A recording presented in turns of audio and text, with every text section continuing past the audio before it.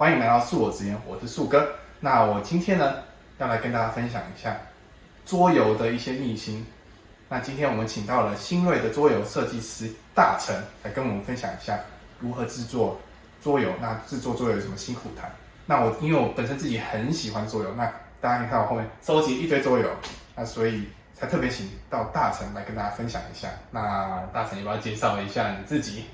好 ，Hello， 大家好，我是大成。那我们就是这期一直有在制作一些桌上游戏，那就是很希望大家有机会可以玩到我的游戏，谢谢。那其实他蛮厉害的，我第一次听到他说他在成品有上架，桌游在成品上架，这其实是很不容易的一件事情。那我就想请他来分享一下他的作品，跟介绍一下这么优秀的作品。好，我讲一下。好，可以。那我的游戏呢，就是叫恐怖村。那它主要就是会有一群玩家会去玩，然后大家的身份都不是固定的。那我们就是一个尔虞我诈的游戏，就是偷偷杀了别人，或者是别人被杀的游戏。对，然后这个游戏就进程的非常快，但它虽然进程很快的游戏，但它却非常需要一些脑筋去思考，怎样去获胜。你要把握就是把握你可不可以获胜去玩这个游戏，这样子蛮特别的游戏。那希望大家有机会都可以尝试看看哦。所以这个游戏大概就像比如说流行的是狼人杀或者是什么阿王一样，就是猜谁是坏人这样大概的类型。对，它大概的事情就是每个人都不同的阵营，然后我们会互相去攻击对方，杀掉对方，然后最后会点尸体的数量，然后最后看谁获胜，这样蛮特别的。就是他的作品部分。那说到这边，很多人应该不知道什么是桌游。那我请桌游设计师来稍微介绍一下桌游大概是什么样的东西啊。如果你在台湾来说的话，我们最常听见的就是大富翁，就是以前那个掷骰子啊，然后那个 token 一直走路的那个游戏，买房子那个游戏，大家都有玩过嘛。那在麻将啊，或者是象棋那些，其实都算是古老的桌游。那我们现在近期很常接触一些国外的桌上游戏，就蛮多不同的类型，就它越来越丰富，然后越来越有每个设计师自己的想法。那这个游戏未来其实蛮看好的，如果大家喜欢在家里玩，或是大家出去野餐的话，其实也带一些小盒的一点的桌上游戏都可以玩这样。那制作这个通常一般制作桌游，它有什么样的流程或程序嘛？可以稍微介绍一下做一样桌游这样。OK， 我们做桌上游戏的话，其实时间不是固定的，因为从无到有的话，其实通常可能就是你突然就是一个 idea， 那你可能花一个下午你就完成它，就完全创造出一个游戏，或者你可能你想要做大一点的规模的话，你可能就要花可能一个礼拜或者好几天时间去琢磨你的作品这样子。OK， 所以其实做这个桌游也是要先发想完之后有点 idea， 你才有一些时间慢慢去琢磨一些规则嘛，然后你想要走什么样的风格？那像美术这种东西，其实就是最后完成之后，可能再请一些美术社帮你们设计这样子。对，差不多是这样。因为设计师本分的话，应该就是你如何创造一个规则，然后让大家能在那个规则内游玩，这是它最重要的。所以就是创造一个有趣的规则。那有趣规则之后呢，你再把深入搭配你的可能请美术设计师直接帮你设计这个封面啊，或者里面的一些桌游道具这样子。然后再来就是可能请印刷厂或什么直接帮你们大量印刷，还是你们是有出版社还是什么样的？基本上如果你财力雄厚的话，你就可以直接是大量印刷，自己大量印刷。可是最初的话，基本上你可以投稿一些出版社。那我们台湾其实有蛮多间桌上游戏的出版社，你都可以投稿给他，北中南都有。那他们都蛮喜欢台湾有潜力的设计师。那如果大家有想法的话，其实都可以寄自己作品给他们这样。因为像我听过什么新天鹅堡啊，像这种东西，你有这种了解吗？其实也是一种发行商嘛，对不对？对，新天鹅堡在台湾其实它有出版，也有代理国外的游戏。那台湾的话，它有合作一些游戏，这样。OK， 因为我自己也收集一些新天鹅堡的桌游，然后还有各家不同的桌游，大概就是蛮多的。那其实做桌游应该也是有它辛苦的地方，你可不可以分享一下你做桌游的一个辛苦谈？你觉得辛苦的地方在哪里？辛苦地方，我觉得跟艺术比较不一样的地方是，也许你创造了一幅画，或者是一一首音乐，大家可能会不清楚你的表达东西是什么，但是桌游的话，你创造一个东西，你的东西一定要是在别人面前展示，所以那个展示是别人必须融入进去。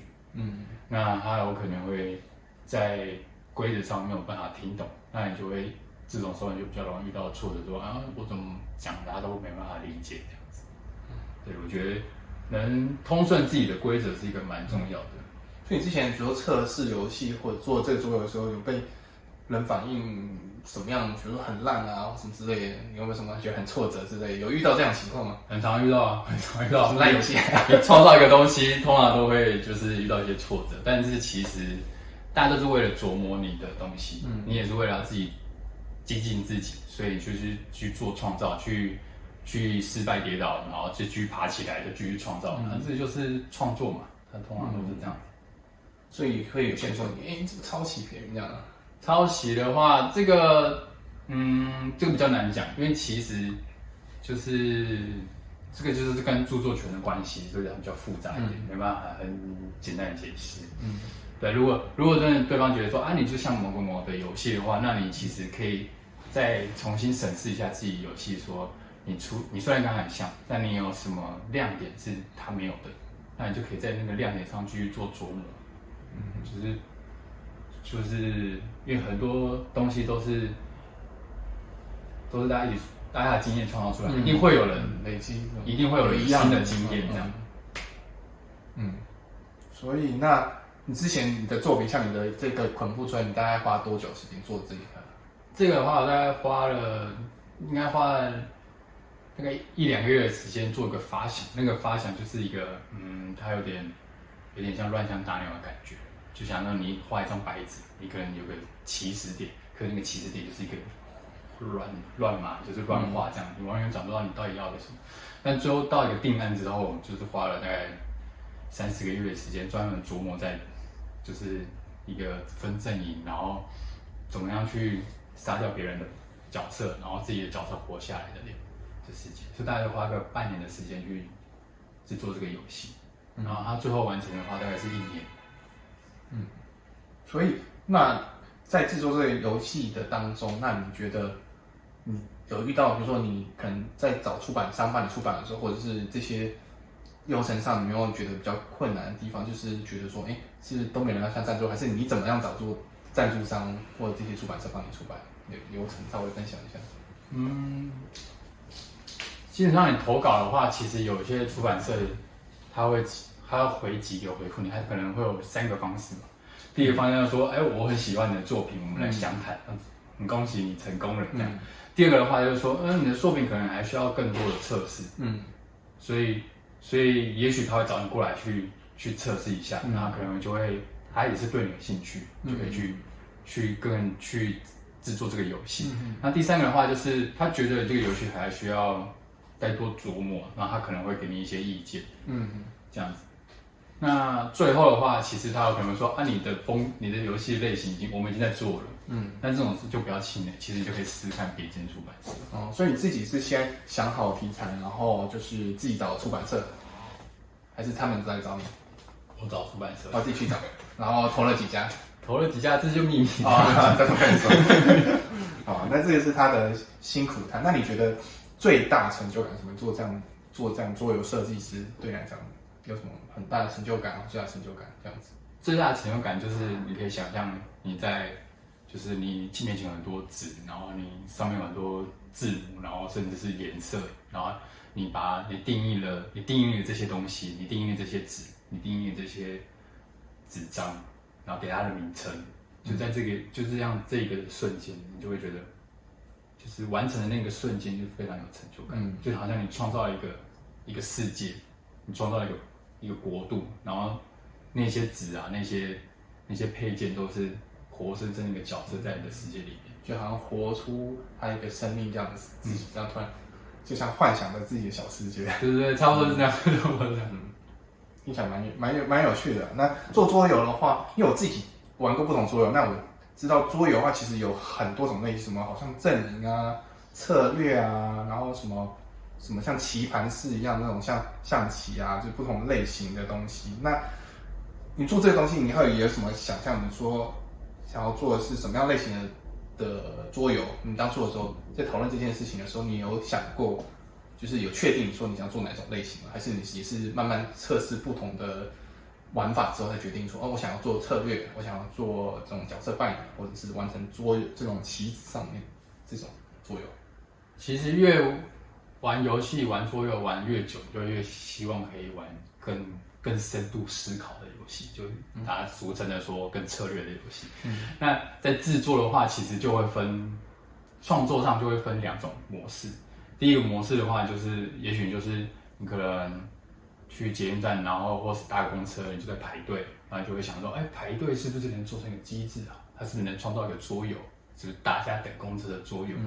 对，然后像这种排队机制，其实像一款老游戏叫仓库城，它游戏的类型是用排队的模式去做。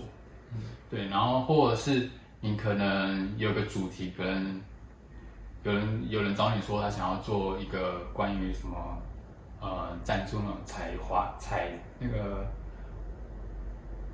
卖玉兰花的小姐的故事，小女孩，对，卖玉兰花小姐的故事，对，然后他们就找你说他想要做这个主题，那你就用这个主题去思想说他们会在你的游戏，在你的世界里面，他们会是一个什么样的角色，什么样的存在，然后你就是去创造它，所以就是2个方向，一个就是用故事去想，一个就是用你现实生活中的东西去把它跟机制配合在一起。所以当初其实就已经决定，就是要做策略，有点阵营、有点策略的那种感觉的游戏，一开始就决定好了。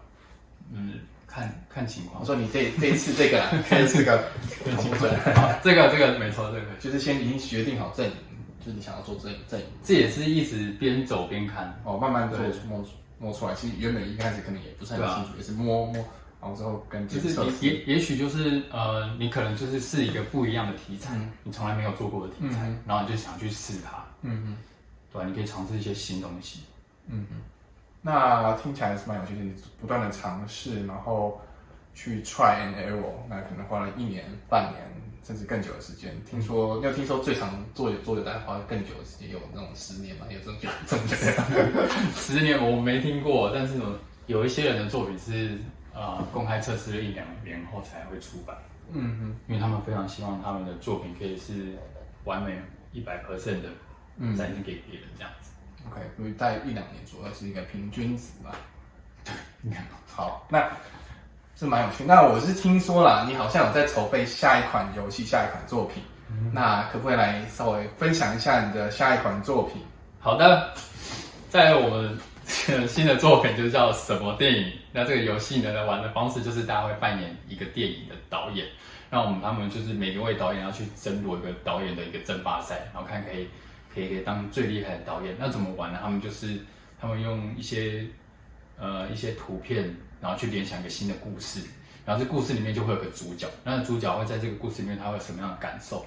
然后他就是那个导演就会先告诉任何人，那其他导演就要去猜，他说他这部电影到底是要拍什么样的东西，然后我们就去互相的猜测，这样，所以它就是一个说故事，然后互相猜测玩家的一个游戏。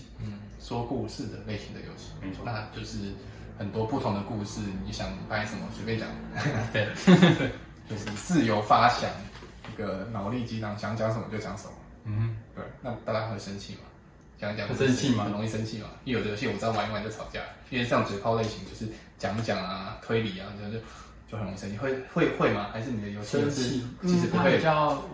它比较不会让人生气的，因为它不会是陷害别人的游戏，就比较欢乐、合家欢乐一点，对，家庭一点的游戏。所以小朋友也可以玩吗？小朋友可以玩，我们大概8到10岁的8到10岁的小朋友以上都可以玩。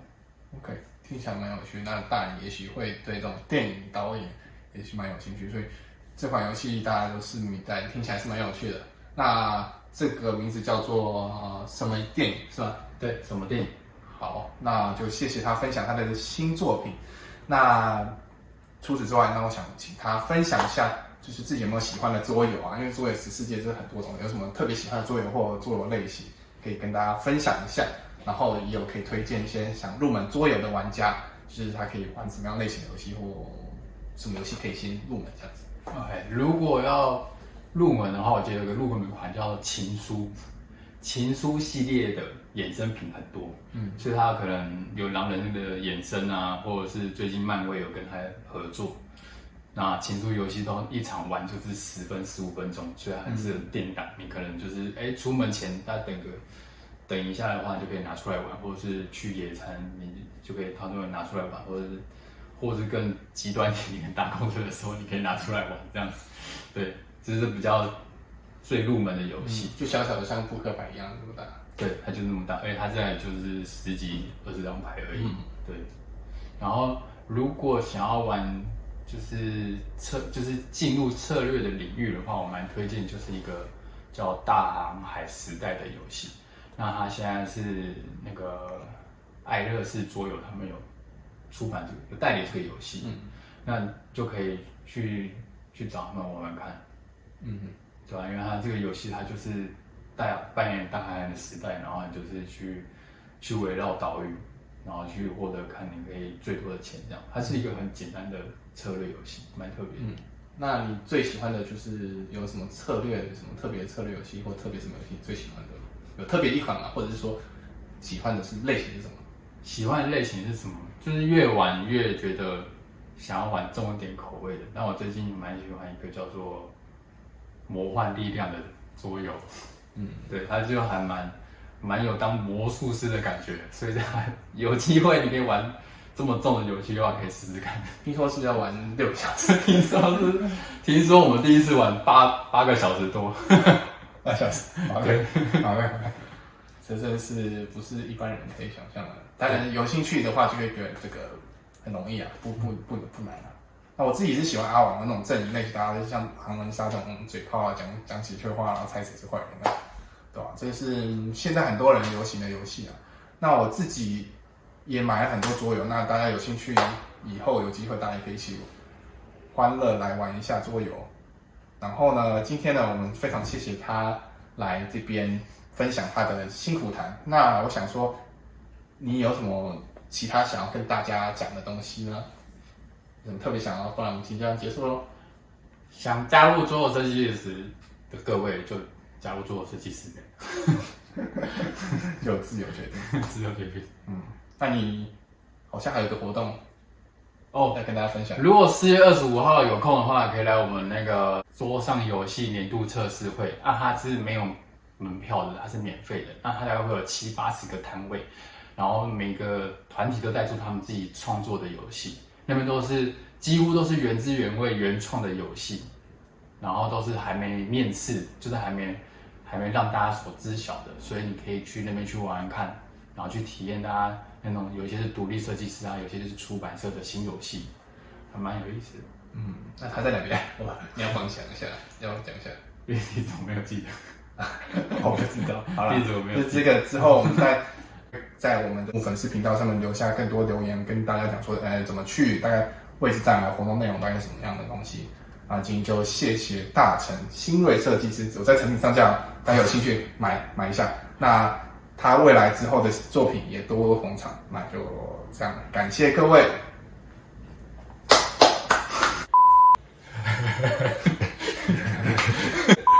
开始吗？那你开始了，那你先关掉，我还没要开始呢。你还没有。